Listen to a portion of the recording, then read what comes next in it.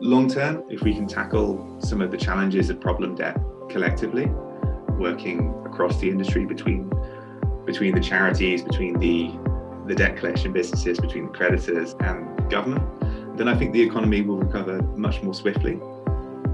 Welcome to the Agile Digital Transformation Podcast, where we explore different aspects of digital transformation and digital experience with your host, Tim Butera, Content and Community Manager at AgileDrop. Hello, everyone. Thanks for tuning in. I'm joined today by Tom Goodwin, Head of Growth at Just, the enforcement market integrator based in London, UK.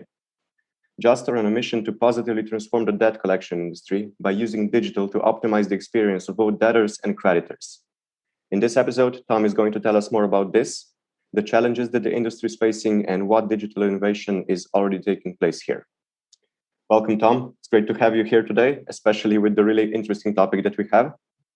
It's good to be here, Tim. Can you start off by telling us a little bit about Just and what you do? Sure. So, in a nutshell, Just are a fintech startup. And as you said, we're looking to disrupt a traditional industry, which in this case is debt collection. And that's a very established industry all over the world, but in the UK, that's like 1,000-year-old industry. We're backed by a serial entrepreneur called Jamie Waller. And Jamie's quite an interesting character. He's previously built and sold two businesses in this sphere, one called JBW Group, and also a tech business called Hito. And he's also advised the UK government on digital transformation. So a few years ago now, the UK government was looking at how to effectively transform some of their processes for the collection of debt for the government. And the model that Jamie and a few other characters advised the government on has actually proved the inspiration for Just. So it was actually something that was initiated before Just was formed, and it just kind of flourished now with COVID and the pandemic and everything.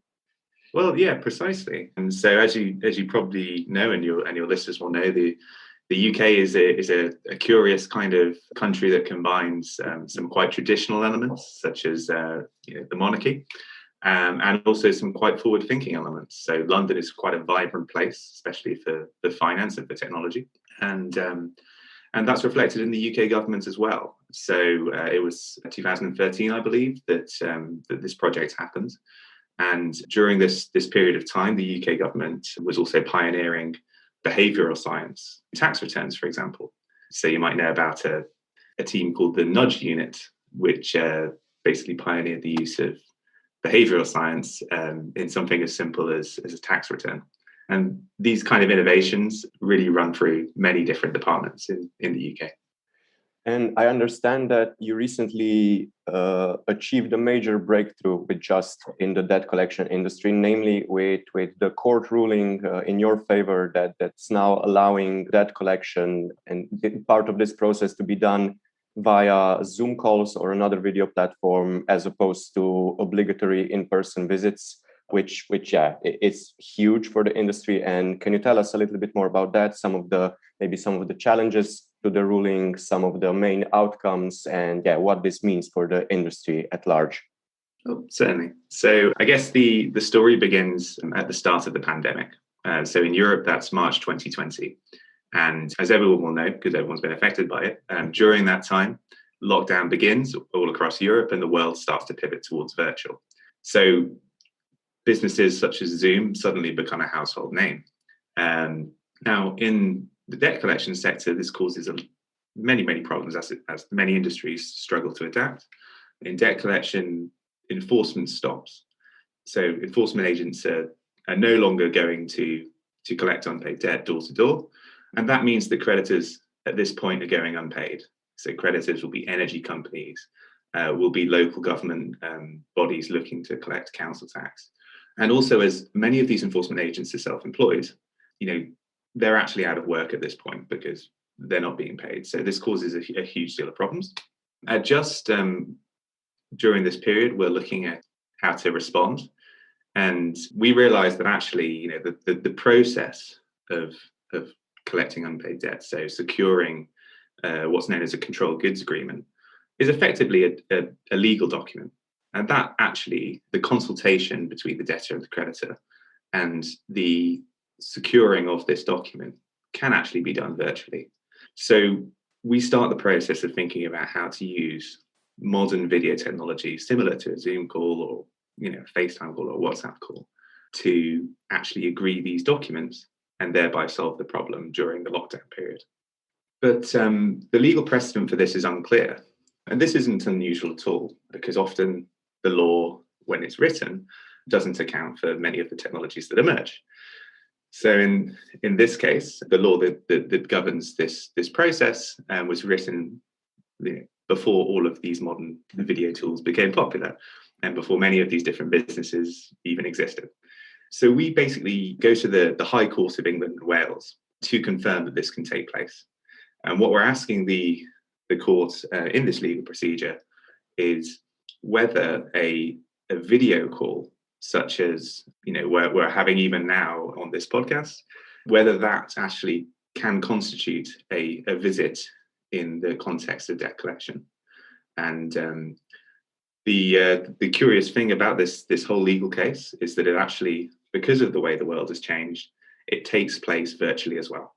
So the legal process, all across the world, courts are learning to adapt to this new reality. And our court case about the use of video technology in this very specific sector, debt collection, happens virtually as well. Now, that court case concludes in January at the start of this year. And there's various different things that come out of that court case. But in a general context for your listeners, what that ruling basically concludes and hands down is that bailiffs, debt collectors, they're originally called bailiffs, but the actual term is enforcement agents. They can work remotely for the first time, and they can basically create these controlled goods agreements for the first time in a virtual context. So that's the impact of the law. That does sound really, really impactful, especially considering the major changes, not only in safety and guaranteeing health and contributing to not spreading the virus and whatnot, but also, if I understand it correctly, these in-person visits of enforcement agents were always came with a certain fine to the person who owed money, right? And I understand that this could now be done away with. Effectively, yes. So the debt collection process is effectively, it falls along a schedule of fees that you charge, a set fee schedule, and there's different stages to the enforcement process, and they all have different fees. So the idea of using a virtual visit as opposed to a physical visit actually presents a chance to make a number of cost efficiency savings. So instead of an enforcement agent appearing on someone's doorstep, which the typical process is, that's going to be a car journey, and then you're usually appearing on someone's doorstep quite early in the morning before they go to their place of work. If you can actually do that via a video call, which is mutually agreed with the debtor and the enforcement agent, then you don't have to make that car journey, and you don't effectively have to incur all of those costs. Now, what the court ruling handed down was that it didn't make a judgment on whether it should be charged at the full fee. So instead, it's effectively leaving that open to interpretation, and we're currently seeking with the industry bodies to have regulation that would define a fee. But in the context of what we're looking to do, which is to effectively transform the way debt collection happens and make it better for both the creditor and the debtor, and also for the enforcement agent, we've decided to offer virtual visits as an alternative to physical enforcement, and to do that at no cost. Now, in the context of a typical process, that would actually save what's known as stage one enforcement fees, which are currently £195 plus 7.5% of the debt as well. So you can think of this as a £200 cost saving compared to a physical enforcement process. But what about on the other end of the spectrum? What about those enforcement agents who were happy with making money off of these visits? How does that? I mean, did that factor into the decision and the whole court case as well? I think certainly, it's fair to say that there's, as a private sector business as we are, there's not too many businesses that will look to remove a cost where you're able to charge it. But again, it's a case of looking at a set process and thinking about how it can be done differently. Mm-hmm. So realistically, the cost of sending someone to an address is quite high, and that fee when it was put in place was basically there to cover the cost of sending someone to that address, their time, transport costs, all the other associated costs, and also make it worthwhile for the industry as a whole. So, this is quite a tough industry. If you're an enforcement agent, you are on the front line. You're often dealing with quite tense situations, all sorts of different societal, kind of problems that debt creates. And so I think the fee structure it does have a logic as it was set up, I think almost a decade ago now. But that logic wouldn't necessarily apply in the same way for like a digital version of this solution. And so it does make sense that there is a lower cost. We certainly hope that that'll be reflected in an updated series of regulations in the future. Thanks for the clarification. Yeah, important to have as much info here as possible. And okay, we're already kind of transitioning more into the digital aspect of this. So maybe my next question is, how does this new method work in the context of the technology? Like what digital technologies or what platforms are used to make this work? Tell us a little bit more about that. So I think it's important to say that the virtual enforcement as a process is just one aspect of our wider technology stack. Mm-hmm. Now that technology is built on Salesforce platform as a service. So some of your more technical listeners will know that Salesforce is a huge company that services the majority of the Fortune 500, and platform as a service effectively allows you to build your infrastructure on top of theirs. And so it adds all sorts of fantastic things, including cybersecurity, and it makes it very quick to scale and to build fantastic solutions. So virtual enforcement is effectively a tool within our offering for creditors. It's something that they can set as a preference over a physical enforcement process, which is the traditional way that creditors would seek repayment for unpaid debts. And that can be set at either a individual case level or at a portfolio level. So a creditor would be able to say, I have 100 cases where debt's unpaid. I'd like to use virtual enforcement on all 100 cases. Or they can say, I have this, very particular case that I want to trial a virtual enforcement solution with. And that might be, for example, a high value case involving someone that, they already are in touch with and would use like digital technology with. Now, the visit itself is actually preceded by a number of different steps, and that's to ensure quality. That's to basically offer quality assurance throughout the whole process. So it's important to state that the visit only takes place with the explicit mutual consent of both the debtor and the creditor. And at that point, a virtual call, similar to a Zoom call, would take place.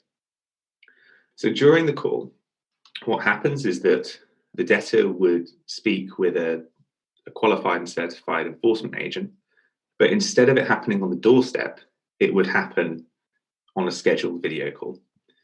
So it's the exact same process between the same two people, but instead of it being a face-to-face on the doorstep, it happens behind a laptop screen or behind a smartphone screen.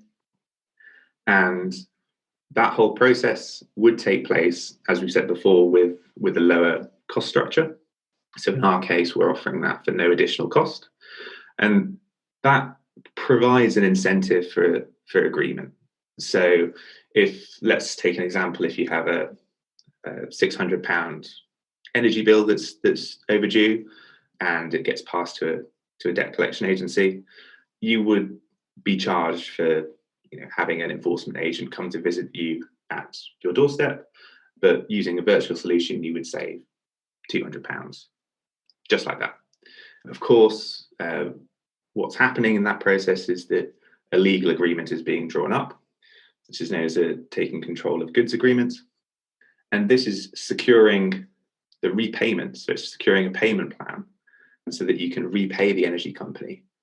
And it's securing it against your goods. So that could be televisions, fridges in the household, games consoles, or if it was, for example, a penalty charge notice, which is for traffic violations or a parking fine, that would be securing it against your car, so your registration plate. And that's effectively how virtual enforcement works. So the virtual visit, the Zoom call, as it were, is just a replacement for the face-to-face. But the actual process is quality assured all the way along the way. And it's something that we believe is going to be an industry adopted solution over time, simply because it's more convenient and it's more cost efficient on both sides, really. Yeah, it's a massive win-win for every party involved, basically. Actually, I want to take a step back, and you mentioned that the platform is basically powered by Salesforce, which is a highly capable technology solution, which offers a wide range of other solutions. And I want to ask you, what does Salesforce bring to the table? Like what are the main elements of the Salesforce platform that enable a good experience for debtors and for the creditors, basically? So our Salesforce DevOps team are based in Nottingham, and we're effectively building our tech platform on Salesforce because it is widely used, and it also allows us to partner with I suppose the best of the thinking from Silicon Valley. So we're really bringing a Silicon Valley solution across the UK to an industry that is relatively fragmented, and there aren't any kind of really big established technology companies in this space. So building your own solution would obviously require a lot of investment. You need certain kind of skills that you might find, let's say, in the technology hub of East London, but it's not something that the debt collection industry would typically see as their core competency. Now, our platform built on Salesforce, it has a number of different advantages. So one of those advantages is because we're dealing with personally identifiable information, then we actually need a secure process to transfer this case information between, say, an energy company and ourselves. So we're able to do that using secured APIs. And using Salesforce to hold the case information allows us to make use of different features within the Salesforce ecosystem and kind of append that to our solutions and service offering for creditors. So one small example would be predicative forecasting. So using Salesforce Einstein, which is effectively a scoring tool. So what we would use Salesforce Einstein for is to create a propensity to collect model at the point at which we receive the caseloads. So if you have 100 cases transferred from, let's say, an energy company again, we would know on receipt of those cases, using this scoring system, which of these cases are most likely to, which ones we should focus on to collect money, and which ones, based on, say, credit bureau information, would flag that actually this is a vulnerable customer. So that would be a case where you, for example, you have someone with multiple debts from multiple places, or they've had a sudden income loss, and we'd be able to tell that basically using the tools that Salesforce offers. Wow, that sounds awesome, and that's a very, very good example. I think this is exactly something that I was looking for. Like I was interested if an industry that's as old-fashioned as debt collection is using digital and to what extent it's using it, because this sounds to me like just a very basic case of something that's data driven. Exactly. So when you talk about digital technologies and platforms, quite often you're talking about businesses that, to take an example, a recent one from London about Deliveroo. This is a platform that allows you to have a takeaway delivered to your house by someone working in the gig economy, cycling from a restaurant towards you. But building a platform solution for debt collection works much along the same principles. But of course, in this particular industry, people don't often like to think about debt, and they don't like to think about the debt collection process. So it isn't really a focus for companies, with the Silicon Valley mindset, or it isn't a focus for kind of let's say venture capitalists looking to invest in disruptive new businesses in London. But much of the same logic applies, that you can actually use modern technology to deliver win-win solutions, cost efficiencies, and basically make the whole process more effective. So this was already a nice segue into my next question. So it's actually, the industry is already using a lot of latest digital innovations, digital technologies that are widely used by most companies, that are much more attractive in this sense, in the digital aspect. But more generally speaking, what's the state of digital transformation in debt collection? You just mentioned that it's still not, the industry is still not that focused there because there's not that much opportunity there, but surely there has to be some changes, probably propelled also by your court case and everything going around it. Yes, certainly. So it's not that there aren't innovators in the space. There certainly are, and it's not that there aren't some extremely good companies in this space, because there certainly are as well. But when you're dealing with people's livelihoods and dealing with the collection of unpaid debts, there are sensitivities, and it's right that there are kind of, I suppose, regulatory and legal hurdles to clear before kind of transforming the industry with digital technology, as it were. But there does seem to be an appetite in general for change. And certainly, if you look at public perceptions of the industry, they're somewhat unfair, because I think in the public mindset, you have, people would typically think of debt collectors as tall, imposing male figures knocking on your door to intimidate you into handing over cash or goods. And potentially that might have been true historically, and there might be some poor practice in the industry still, but I don't think that's representative of the industry as it is at the moment. And I think that allowing some of these kind of digital technologies to play a role will actually help to change the perception of the industry. And that's a good thing, especially for the enforcement agents on the front line, because the enforcement agents on the front line are really the ones who, they're working long hours to try and deal with quite stressful situations to get the best result for both the person who is actually, facing the debt collection action, but also they have to explain, why you need to repay this debt.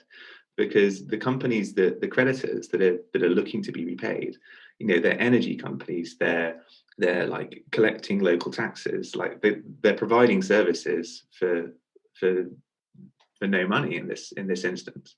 And so often what happens is that if you have a lot of these debts unpaid, as is happening at the moment due to coronavirus, you effectively have to increase the prices for the people that do pay. Or, some of these companies will fail, or you'll see job losses. So there are kind of repercussions. If everyone stopped paying their local tax or their energy bills, then that has unseen effects that cause quite a lot of hardship elsewhere as well. So I think that there is a kind of a win for society, finding a way to kind of smooth over and improve the processes that are in place.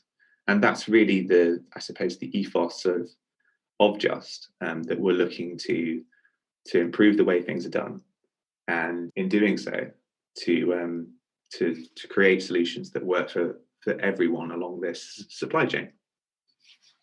Yeah, as you correctly pointed out, one of the key things that you're trying to achieve, and one of the key things of your mission, is actually achieving this shift in perspective. And one thing that I think that you're doing really well is you're actually introducing a more ethical approach into the whole industry, correct? Absolutely. So that's the heart of our kind of value system as a business. And I think that is an idea that's come of its time as well. So you see that in many different industries at the moment. And you might be aware of the B Corp certification that's growing in popularity. A lot of companies now are really looking at social purpose, and that's hugely important for everyone. It's very important for the younger generations, especially because it's well known that kind of millennials and Gen Z, however you want to name kind of the younger participants in the workforce, it's well known that they want to work for companies with callings rather than just focusing on making money, which I suppose is the 1980s, 1970s kind of mentality of corporations. So yeah, having a wider social purpose is very important to us, and I think it's quite a human thing, really. Everyone wants to feel that they're working in an industry and in a company that is delivering a social good. And I remember very clearly when I was speaking to one of my friends, and they said, "So what's this new job?" And I said, "Well, it's in the debt collection sector." And it was the first time that somebody actually socially distanced from me, because they took a few steps back, and it shouldn't be that way, because debt affects all of us. It's obviously more present if you've got a mortgage to pay and you've just lost your job, your source of income. But it's quite easy to fall into debt. So it can be as simple as ignoring letters because you don't like receiving the bills, and then one day the letter turns up that says your debt's been passed on to a debt collection company, and then you're in the debt collection process. Or, for example, it might be that you've recently moved to London and you don't speak English because you're learning English, and that's why you've moved to London, and then you actually have to deal with this particular process in rented accommodation, and no one's explained to you how things work, and so this is something that means you're falling into a debt collection practice.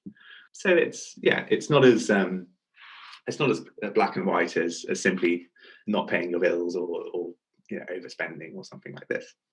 Yeah, there's always more than one side to the story, right? And with these sensitive industries and these industries that aren't viewed as super noble, maybe to say it like that, I think people are very much inclined to kind of ignore that side of the story. So in this case, the creditors side of the story, they would only focus on the debtors. But maybe with what you're doing at Just, with all the changes that you've achieved in the last year, yeah, as you said, the ruling was finalized just a few months ago, actually in January. So it's still a completely new, the hottest, groundbreaking thing.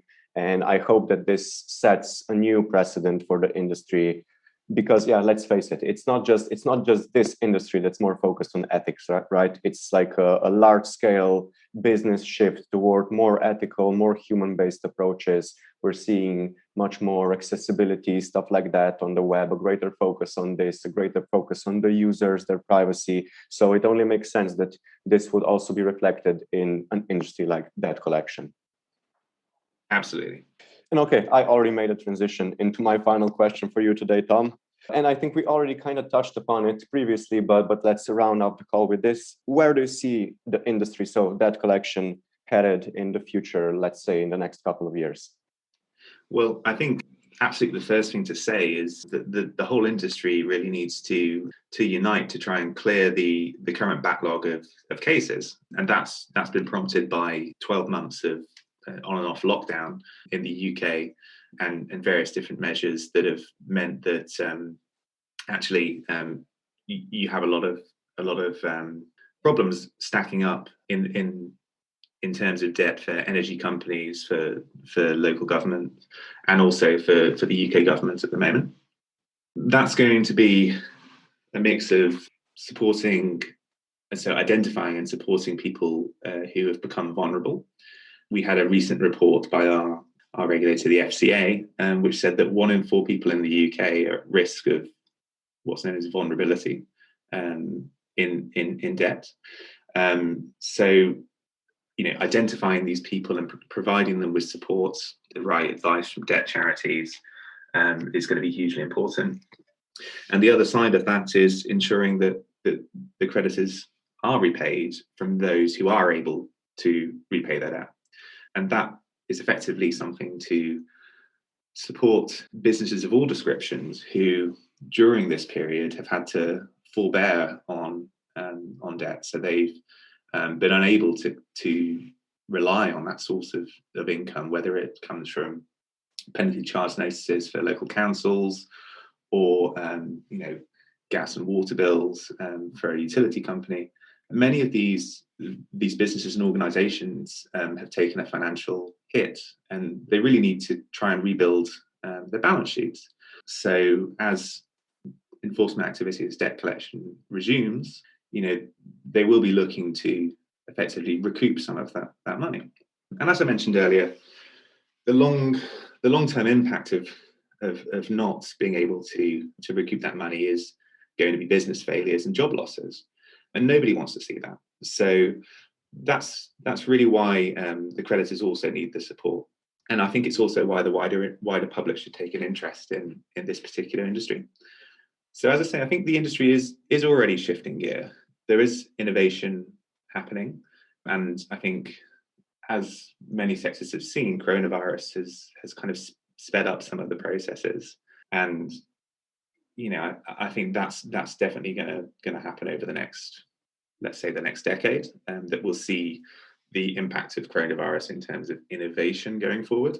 And in terms of the changing and the shifting regulatory and legal environment, I have to say that we've seen some indications, especially following the kind of the Brexit experience, that the UK government are actually going to be quite supportive of innovation. So at the moment they're looking at investing in technology businesses, in fintech businesses, and they're looking at supporting businesses across the country. So I think that should be something that also will have a positive impact for financial businesses and the debt collection industry too. Long term, if we can tackle some of the challenges of problem debt collectively, working across the industry between the charities, between the debt collection businesses, between the creditors and government, then I think the economy will recover much more swiftly. And that's ultimately a good news story for everyone. We've seen with the pandemic that it has prompted people to think differently and to try and work together to tackle a common problem. And I think that is something that is coming down the road. Yeah, very good point. And I'm totally up for that outcome that you're hoping for. Totally with you on that one. Great way to close the episode, Tom. Just before we wrap up our call, if people want to reach out to you, or if they want to learn even more about you, or just where can they reach you? So I'm pretty active on LinkedIn. So feel free to track me down there. Just search for Tom Goodwin and you should find me, I hope. Otherwise, you can also follow us on LinkedIn. So Just the Enforcement Market Integrator. We're quite active on LinkedIn as well. Or you can find us online at www.justdebt.co.uk and contact us there. Thanks again, Tom, for taking the time to speak with me today. It was really cool to get to speak with somebody about such an important and maybe sensitive topic. So yeah, thank you for that. And to our listeners, that's all for this episode. Have a great day, everyone, and stay safe. Thanks for tuning in. If you'd like to check out our other episodes, you can find all of them at agiledrop.com/podcast, as well as on all the most popular podcasting platforms. Make sure to subscribe so you don't miss any new episodes, and don't forget to share the podcast with your friends and colleagues.